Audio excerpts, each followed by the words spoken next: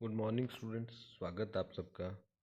मैं हूं सूर्य प्रकाश शर्मा और हम लोग पढ़ रहे हैं। आज नया टॉपिक शुरू करेंगे, अधिनायकवाद। पिछले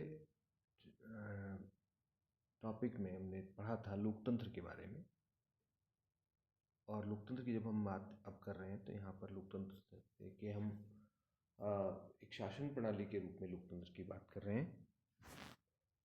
तो हमने देखा था कि जनता की इच्छा से और जो शासन संचालित होता है वो लोकतंत्र हमने उसको कहा था। जनता में संप्रभुता का निवास बताया, और उसमें हमने ये देखा कि शासन विधि के अनुसार चलता है, किसी व्यक्ति विशेष या वर्ग विशेष की इच्छा अनुसार नहीं चलता। वो लोकतंत्र है। आज हम शासन प्रणाली के ही एक अन्य प्रकार की बात करेंगे जिसको कहते हैं अधिनायकवाद। डिक्टेटरशिप अंग्रेजी में कहते हैं, और हिंदी में एक शब्द और प्रचलित है, वो है तानाशाही।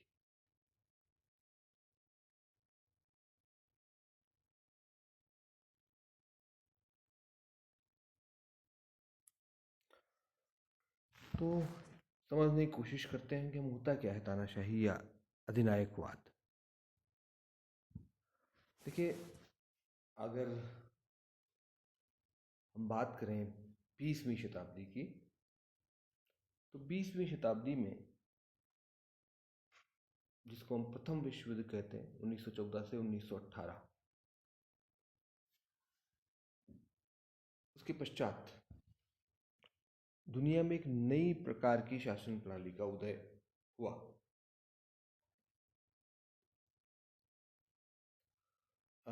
इसको प्रथम विश्व युद्ध तो बाद में कहा जाने लगा। जब दूसरा विश्व युद्ध हो गया तो हमने नाम दिया भाई ये पहला था और ये दूसरा था। वैसे उस समय उसको नाम दिया था द ग्रेट वॉर, महायुद्ध। तो बाद में जब दूसरा विश्व युद्ध हो गया 1939 से 1945 के बीच में, जो कि पहले वाले से ज़्यादा खतर भयानक था, तो फिर उसको हमने प्रथम विश्व युद्ध कहा जाने लगा। तो खैर, ये हमारा मुद्दा नहीं है इस वक्त चर्चा का। हमारा मुद्दा ये है कि एक नई प्रकार की शासन प्रणाली का उदय हुआ दुनिया भर में।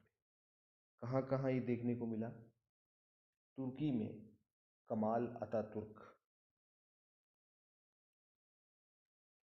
ये नेता थे इस नई प्रकार की शासन प्रणाली के। इटली में मुसोलिनी का नाम तो आपने सुना ही होगा। कमाल अतातुर्क का नाम भी आपने सुना होगा। जब असहयोग आंदोलन पढ़ते हैं हम लोग भारत में, तो हम खिलाफत आंदोलन की बात करते हैं, जो कि तुर्की से संबंधित था। तुर्की के जो शासक थे कमाल पाशा, उनके अधिकारों को बहाल कराने की बात थी। लेकिन बाद में क्या हुआ कि वहाँ पर तुर्की में एक बगावत हुई और कमाल अतातुर्क के नेतृत्व में वहाँ पर एक अधिनायकवादी शासन की स्थापना हुई। तो उस परिप्रेक्ष्य में आपने ये नाम सुना होगा। और तुर्की के बारे में मैं आपको बता दूं, तुर्की एक ऐसा देश है, मतलब और भी कई सारे देश हैं, उनमें से तुर्की भी एक है, जो दो महाद्वीपों में बटा हुआ है, एशिया और यूरोप। ज़्यादातर हिस्सा इसका एशिया में आता है और थोड़ा सा हिस्सा इसका यूरोप में आता है। इसकी जो राजधानी है इस्तांबुल, वो एशिया और यूरोप दोनों में बटी हुई है। ये इसलिए मैं बता रहा हूँ कि कई बार प्रश्न पूछ लिए जाते हैं। जीके की परीक्षाओं की आप तैयारी करेंगे, आप बीए में आ गए हैं, अब तो आप साथ साथ कुछ तैयारियां भी करेंगे, तो आपको ये चीज़ें भी मालूम होनी चाहिए। तो तुर्की में कमाल अतातुर्क, इटली में मुसोलिनी, जर्मनी में हिटलर का नाम आप सबने सुना होगा, और रूस में जोसेफ स्टालिन, स्पेन में जनरल फ्रैंको। इन सब ने जो है अधिनायकवादी शासन की स्थापना की। अधिनायकवादी शासन क्या होता है इसकी बात अभी हम करेंगे। आपको ये भी मालूम होगा कि दूसरे विश्व युद्ध में जो एक्सेस पावर्स थे, धुरी राष्ट्र जिनको कहा गया था, उनकी पराजय हुई थी। इटली, जर्मनी, जापान, ये तीन मुख्य देश थे एक तरफ। दूसरी तरफ थे ब्रिटेन, फ्रांस, अमेरिका और रूस। शुरू में ब्रिटेन फ्रांस थे, लेकिन फिर बाद में जो है रूस भी शामिल हुआ और फिर अमेरिका भी शामिल हुआ। तो इस पराजय के साथ ही इटली और जो जर्मनी की जो तानाशाही शासन प्रणाली थी, यानी मुसोलिनी और हिटलर के नेतृत्व में, उसका तो अंत हो गया। लेकिन कुछ नई देशों में तानाशाही शासन की स्थापना हुई। जैसे अर्जेंटीना में पिरोन के नेतृत्व में, पुर्तगाल में जो है सालाजार के नेतृत्व में, युगांडा में ईदी अमीन के नेतृत्व में, पाकिस्तान में कई बार हुई। एक तो शुरू में अयूब खान थे, उसके बाद में फिर याहिया खान बने, फिर जनरल जियाउल हक बने, परवेज़ मुशर्रफ भी बने। हालांकि आप लोगों में से तो जो परवेज़ मुशर्रफ बने थे तो आप लोगों में से बहुत लोगों का तो जन्म भी नहीं हुआ होगा 1999 में। म्यांमार यानी बर्मा जिसको हम कहते हैं, जनरल ने विन के नेतृत्व में तानाशाही सरकारों का गठन हुआ। अभी अभी आपने पढ़ा होगा 2-3 दिन पहले, बर्मा में फिर से सैनिक तानाशाही स्थापित हो गई है 1 वर्ष के लिए। हालांकि वो कह रहे हैं अभी जनरल विन है इस समय, और उन्होंने सत्ता अपने हाथ में ले ली है, और जो निर्वाचित सरकार थी उसको उन्होंने बर्खास्त कर दिया, और वहाँ की जो मुख्य नेता हैं, लोकतांत्रिक नेता जो चुनी हुई सरकार का मतलब नेतृत्व तो नहीं कह सकते, क्योंकि उनको वहाँ के संविधान में उनको प्रधानमंत्री या राष्ट्रपति बनने से वंचित कर दिया गया है संविधान के प्रावधानों के हिसाब से। ऑंग सान सू की, उनको जो है हाउस अरेस्ट कर लिया गया है, गिरफ्तार कर लिया गया है, नज़रबंद कर दिया गया है। तो वहाँ पर फिर से तानाशाही स्थापित हो गई है।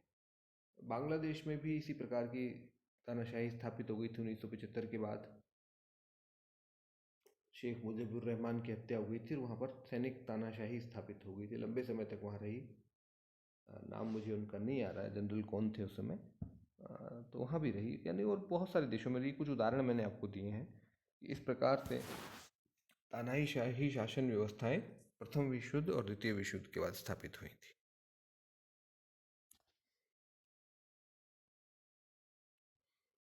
हाँ जी, तो नेक्स्ट स्लाइड पर हम चलते हैं, इसका अर्थ समझने की कोशिश करते हैं। ये हमने देख लिया कि कहाँ कहाँ तानाशाही शासन व्यवस्थाएं स्थापित हुई। तो खैर, अब हम बात करते हैं तानाशाही होती क्या है, या डिक्टेटरशिप अंग्रेजी में हम इसको कहते हैं, डिक्टेटरशिप, या हिंदी में एक शब्द जो अधिनायकवाद हम यूज कर रहे हैं, अधिनायक तंत्र।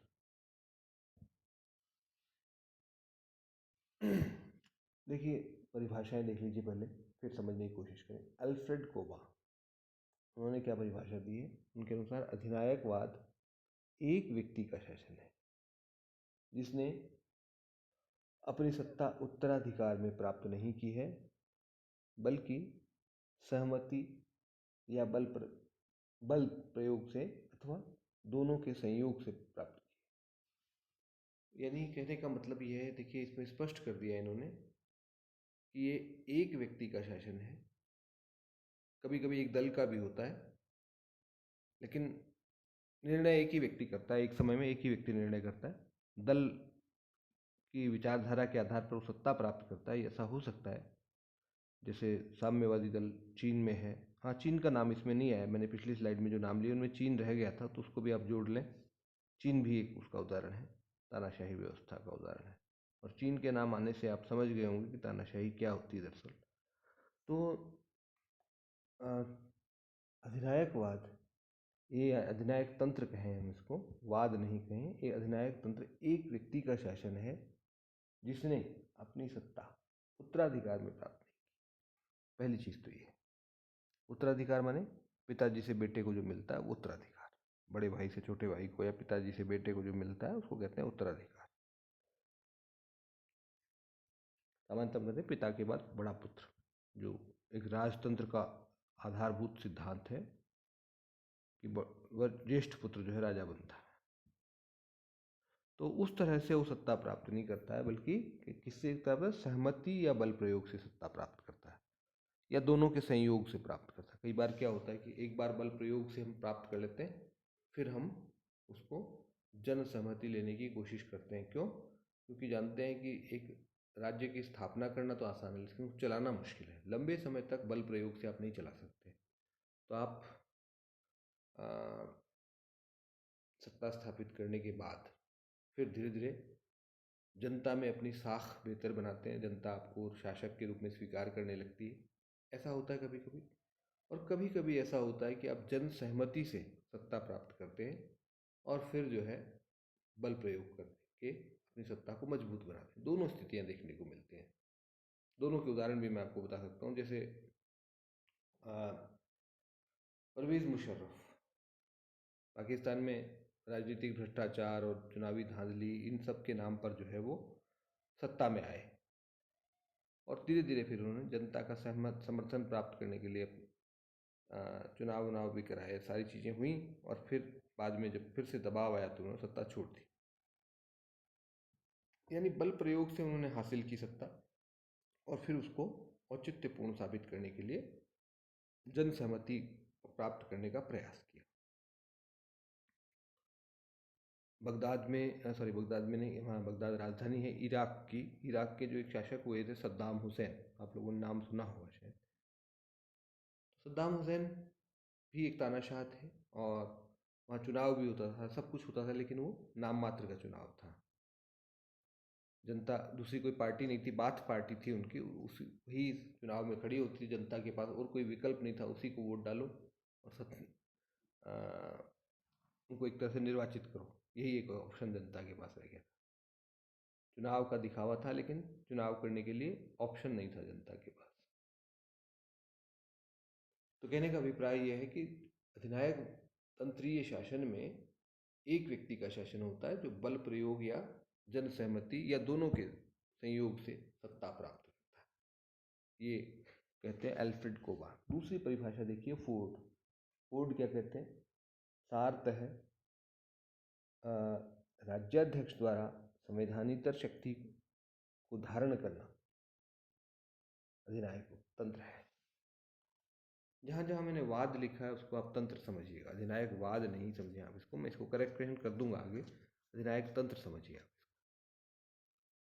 यानी अगर राज्याध्यक्ष जो है वो संवैधानिक शक्तियों का प्रयोग करने लगता है तो समझ लीजिए कि वो अधिनायक तंत्रीय शासन या तानाशाही शासन में परिवर्तित हो गया है।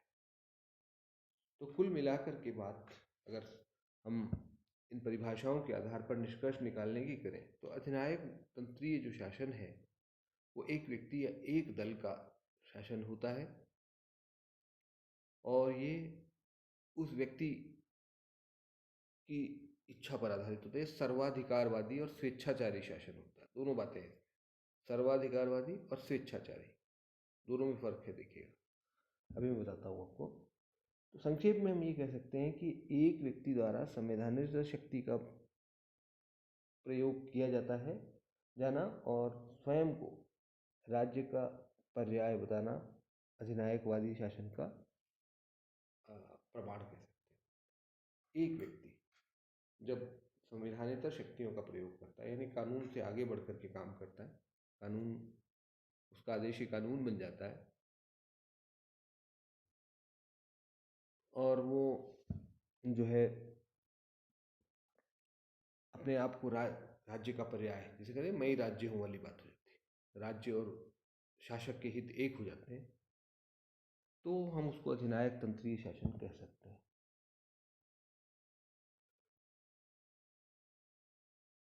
हम इसको यूं भी कह सकते हैं कि अधिनायकवाद एक व्यक्ति या दल का निरंकुश शासन है जो शक्ति पर आधारित होता है तथा जनता के प्रति उत्तरदायी नहीं होता। चुनाव उनाव जैसी कोई चीज़ होती नहीं वहाँ सामान्यतः, और होती भी है जैसे मैंने इराक का उदाहरण दिया तो वहाँ पर जनता के पास चुनने के लिए विकल्प नहीं होता, पार्टी के अंदर ही चुनाव होते हैं, जनता से कोई लेना देना नहीं। तो ये है अधिनायक तंत्रीय शासन की परिभाषा और संक्षेप में उसका अर्थ। आगे हम बात करते हैं। अब हम बात करते हैं अधिनायक तंत्र के प्रकारों की। तो अधिनायक तंत्रीय शासन जो है कोई नया चीज़ नहीं है, प्राचीन समय से प्रचलित रहा है और इसके उदाहरण हमें मिलते हैं। अगर हम बात करें प्राचीन रोम की, प्राचीन काल में दो प्रमुख सभ्यताएं थी यूरोप की अगर बात करते हैं तो एक तो थी यूनानी की सभ्यता और एक रोम। दो बड़े प्राचीन सभ्यताएं हुई वहाँ पर। दो प्रकार की राजनीतिक प्रणालियों का अस्तित्व था प्राचीन यूरोप में, ऐसा हम कह सकते हैं। तो इनमें से रोम जो है वो वहाँ पर संकट काल में, राज्य पर जब संकट आता था तो उसका सामना करने के लिए एक विधिक प्रणाली के अंतर्गत, वैधानिक संवैधानिक प्रणाली के अंतर्गत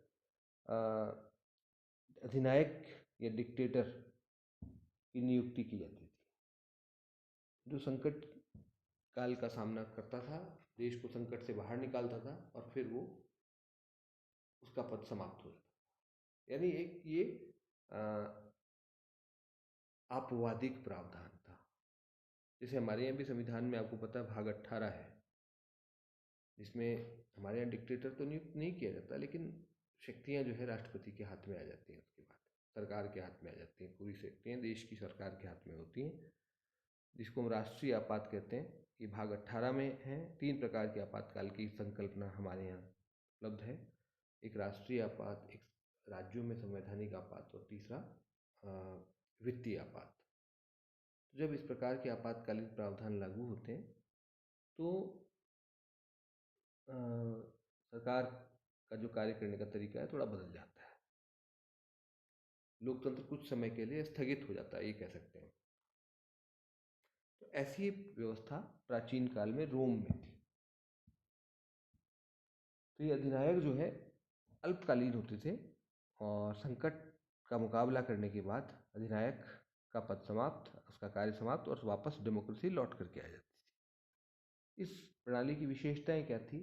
सबसे पहली बात तो इस प्रणाली की विशेषता ये थी कि अधिनायक व तंत्र जो है एक वैध व्यवस्था के रूप में था। वहाँ पर विधि मान्य व्यवस्था थी, अवैध व्यवस्था नहीं थी। आजकल की जो अधिनायक की बात हम कर रहे हैं, आधुनिक जो प्रथम विश्व युद्ध के बाद दूसरे विश्व युद्ध के स्थापित हुए, अवैध हैं सारे। विधि में उनको कोई स्थान नहीं मिला हुआ है। वो बलपूर्वक सत्ता प्राप्त करते हैं, संविधान को एक तरफ हटा करके लागू प्रचलित संविधान को त्याग करके भिन्न व्यवस्था की स्थापना करते हैं वर्तमान तानाशाही वाले देश। प्राचीन रोम का जो अधिनायक तंत्र था वो एक विधि मान्य व्यवस्था थी, वहाँ के संविधान में ऐसा प्रावधान था। दूसरा बात यह है कि अधिनायक का लोक उत्तरदायित्व होता, जनता के प्रति उत्तरदायी होता था। कुछ समय के लिए होता था वो, और संकट काल का सामना किया और वो वापस हट जाता। तीसरी बात यह है कि अधिनायक तंत्र का उद्देश्य लोक कल्याण होता था, जन कल्याण के लिए ये प्रावधान था। हालांकि आज के अधिनायक भी यही कहते हैं कि हम जनता की भलाई के लिए आए हैं। जैसे अभी मैंने आपसे बताया कि बर्मा में अभी 1 फरवरी को जो है अधिनायकवादी सरकार फिर से बनी है, अधिनायक तंत्रीय सरकार का गठन हो गया सेना के नेतृत्व में। आप अखबारों में पढ़ते होंगे, अगर अखबार पढ़ते हैं तो, और नहीं पढ़ते हैं तो पढ़ना शुरू कर दीजिए, क्योंकि राजनीति विज्ञान को अगर समझना है तो वर्तमान घटनाओं के साथ हमें जुड़े रहना पड़ेगा। अस्थायी तथा संकटकालीन प्रावधान था, ये मैं आपको बता ही चुका हूँ। थोड़े समय के लिए था ही, और संकट काल का सामना करने के लिए था मात्र। आगे हम बढ़ते हैं। जहाँ तक आधुनिक अधिनायक तंत्रीय सरकारों की बात है तो वर्तमान में जो अधिनायक होते हैं उनकी नियुक्ति नहीं होती, वो स्वयं को शक्ति के द्वारा जनता पर आरोपित करते हैं, तथा शक्ति के द्वारा ही अपने आप को बना के रखते हैं लोग, और शक्ति से ही उनको हटाया जा सकता है, ये भी बात है। जैसे हम कहते हैं शक्ति शक्ति को काटती है, जहर जहर को मारता है। जो अधिनायक जो शक्ति के बल पर सत्ता स्थापित करता है, शक्ति के द्वारा ही उसको हटाया भी जा सकता है।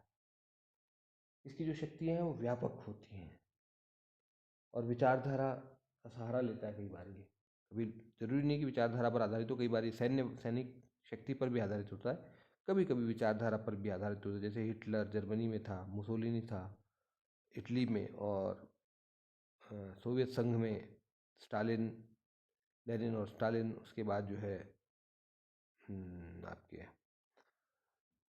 चीन में माओ त्से तुंग, और आगे चल करके वर्तमान में जाई जिनपिंग जो है, ये सब विचारधारा पर आधारित अधिनायक तंत्रीय सरकारें।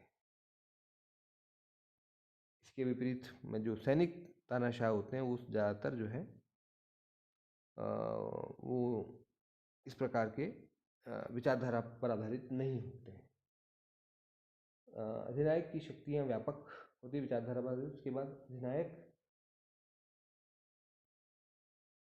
प्रकृति जो है इसकी स्वेच्छाचारी और सर्वाधिकारवादी होती है। स्वेच्छाचारी क्या होता है?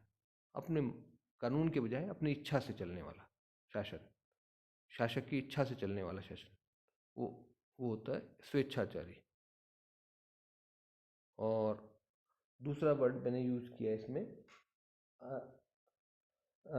सर्वाधिकारवादी, टोटलिटेरियनिज्म, माने वो जीवन के हर पहलू को नियंत्रित करता है, चाहे वो शिक्षा हो, चाहे समाज हो, चाहे धर्म हो, विवाह हो, सब कुछ नियंत्रित करता है वो। खान पान, संस्कृति, जीवन के हर पहलू को नियंत्रित करता है आधुनिकवाद।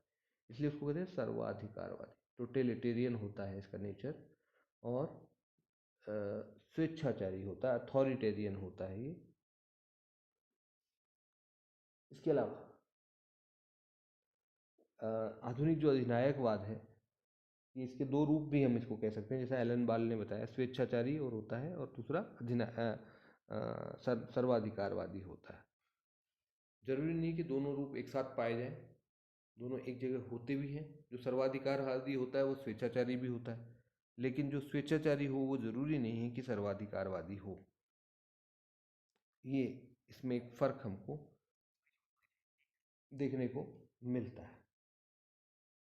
तो फिलहाल इतना ही रखते हैं, आगे का जो शेष पार्ट है वो हम फिर करेंगे, नेक्स्ट वीडियो में बात करेंगे। Thank you.